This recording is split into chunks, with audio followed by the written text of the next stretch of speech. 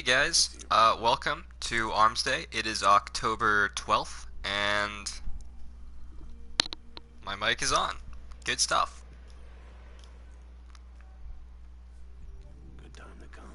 So, the Thesan FR4. It does have accelerated coils for the first time in what seems like forever, along with hot swap and rangefinder. This is one of the best rolls I've seen yet, actually.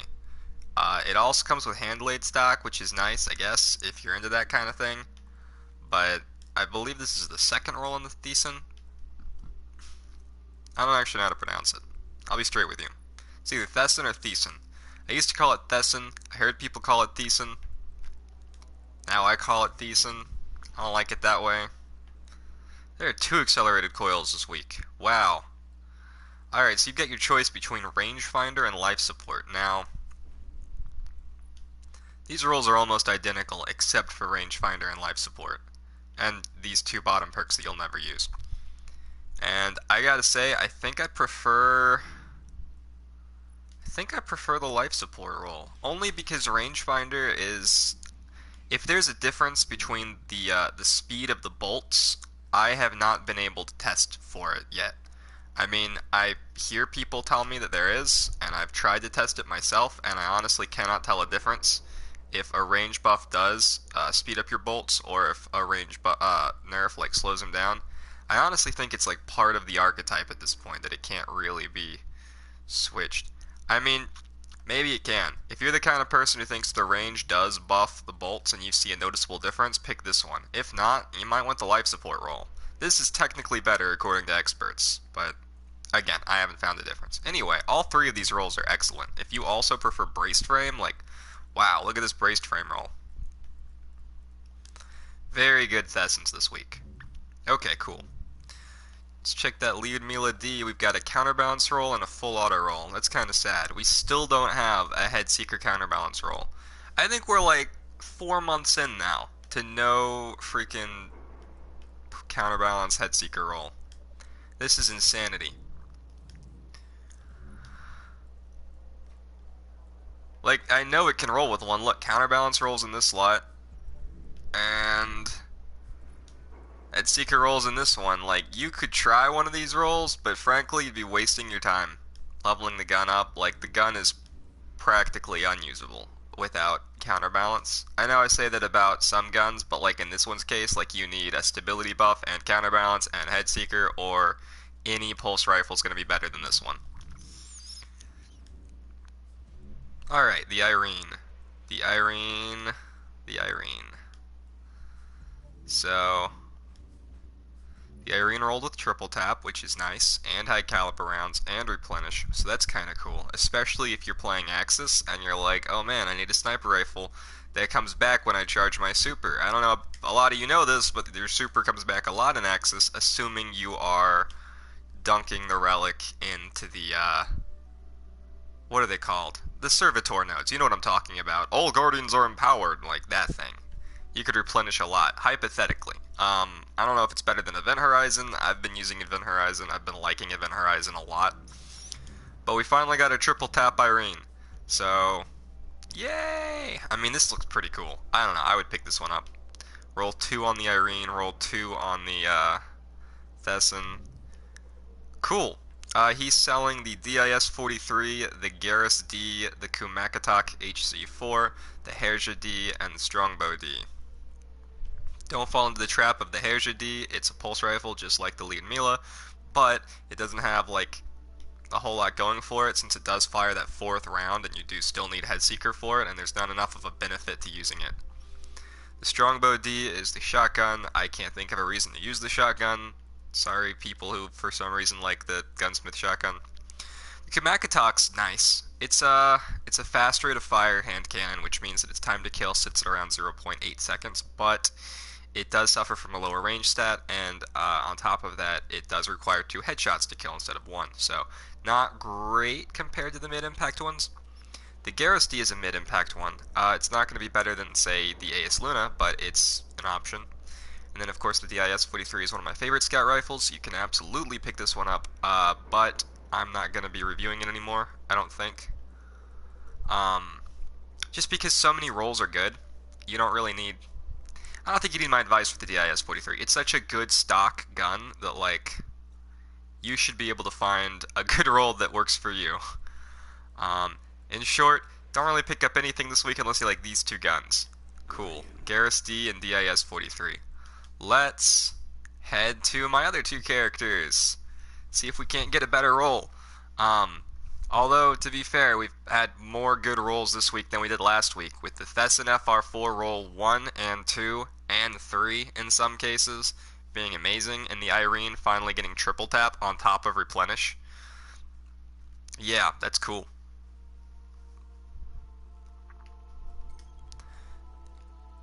There was no appended magazine, which, you know, what a shame, but triple tap Replenish. Yeah, let's see if the trend keeps up. We just need the Suros DIS-47, the FR4, the JLB-47, the Arminius-D, the PDX-45, and the Gaheris to be good. Or at least 4 out of 6 of those. I can math. Ooh, I do want to talk about the FR4.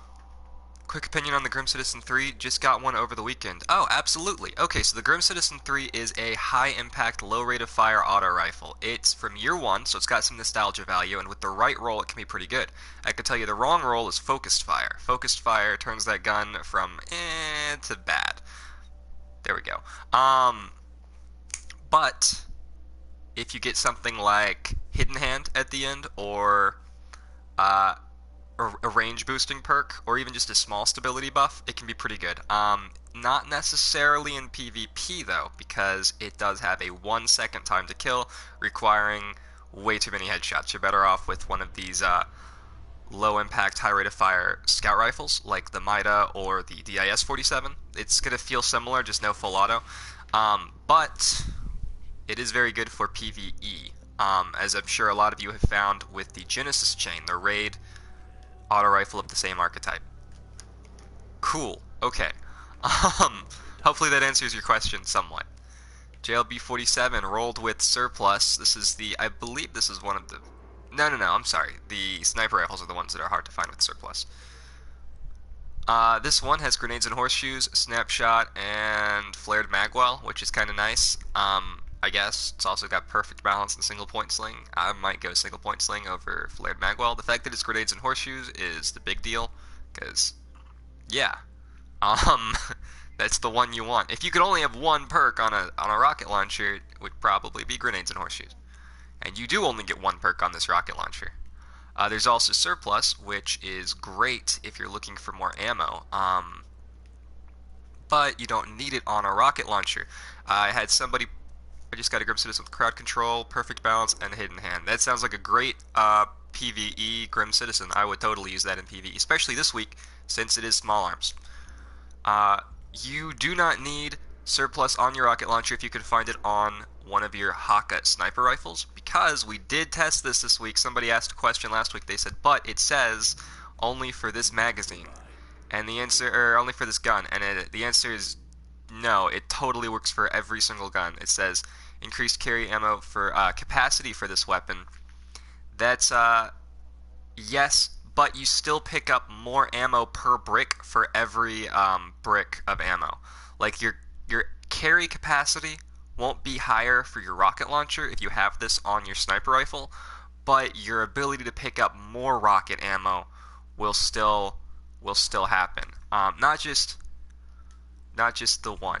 I know that's a little confusing, especially since it says right there on the perk for this weapon, but absolutely does work for every weapon. So having a surplus sniper rifle, especially in the raid, is pretty cool. My brother's been rocking the Tamar-D, which can also roll surplus. He's been using his heavy like a primary. He's also got Ruin Wings on, which gives you double surplus. It's pretty crazy. Anyway, I think it's the only surplus that stacks, too. The DIS-47 did not get a full auto roll this week. It got a couple of hip fire rolls. That's unfortunate. It also got luck in a chamber, which does not increase its time to kill, so we can throw this one away for a week because, no. Nobody... Fitted stock is a great perk. if you don't have perfect balance or counterbalance or any other number of things. I hate this perk so much. Okay. Cool. Let's move right on to Arminius-D and... Does anybody care if it doesn't have surplus? Like, does anybody want to see the Ifarua? Like, it rolled with... This one's bad.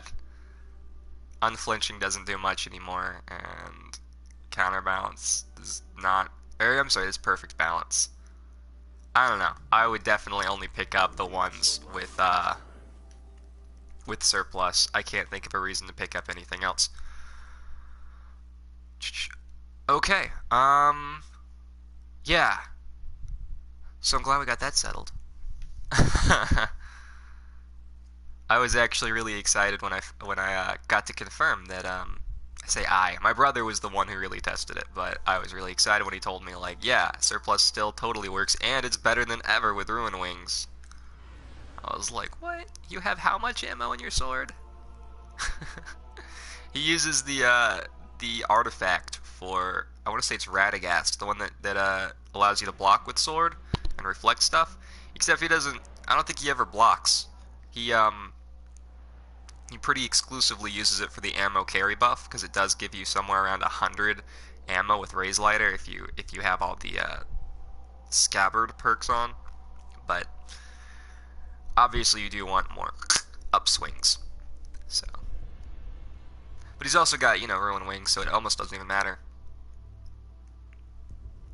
My hunter's been enjoying Ruin Wings Light, the new raid gauntlets that work for all of the Fallen. Very, very potent. I recently got my hunter to 387, that was cool. Okay. Arminius-D with no counterbalance. Now, some of you guys, since counterbalance has been nerfed, prefer it with braced frame. So here's a roll with Rangefinder and braced frame. And it's got ranged sights if you're into that, although I think the GB Iron is still better. You know how many heavy drops from the raid gauntlets are? I don't know the exact numbers on them. Here's another braced frame roll. It just dramatically increases the amount of heavy that your enemies drop. All three of these have braced frame rolls, so if you're into Rangefinder, then like... I think it's better than surplus. It doesn't increase the amount of ammo you pick up, though. It only increases the amount of heavy ammo that drops. We've got 2 unflinchings. I don't know how good unflinching is on a pulse rifle. High caliber rounds is cool, though.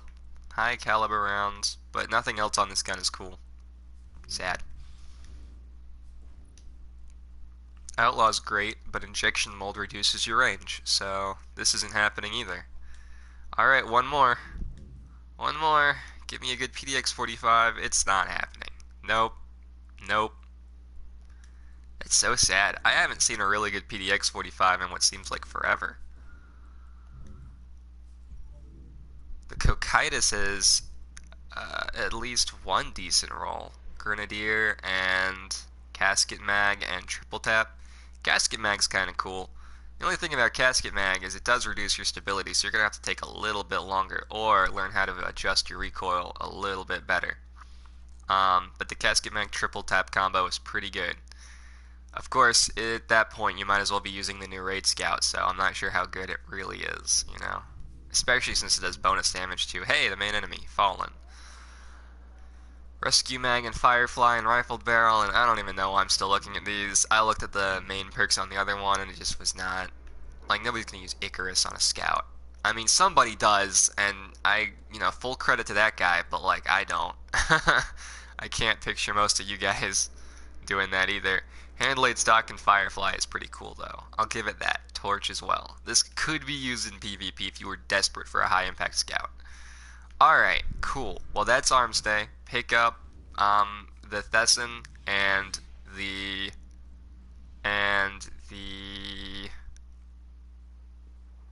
third gun that I looked at. The Eirene. The second roll on the Eirene is triple tap. That was pretty good. Also pick up the JLB-47 if you need a rocket launcher with Grenades and Horseshoes, and the Arminius-D if you don't mind not having counterbalance. And that's our show. Yeah, that's all the good rolls. Yay. Alright, bye Banshee. I'll see you next week, you guy. I do have a Iron Banner video in the works. It's got all the Iron Banner weapons in it. I was lucky enough to have access to all of the Iron Banner weapons, from the hand cannon to the sidearm to the really good machine gun. And I do want to do a review of those guns as well as the perks on those guns, so I am working on that. There is a much larger video planned. I wonder if my... No, I've got a notebook. It's just filled with numbers. It's great. For hand cannons, and I'm gonna do the year 3 variation of those, so look out for those when they come out. But for now, Armsday. Alright, but it's over. So, have a good week, and I'll see you next time.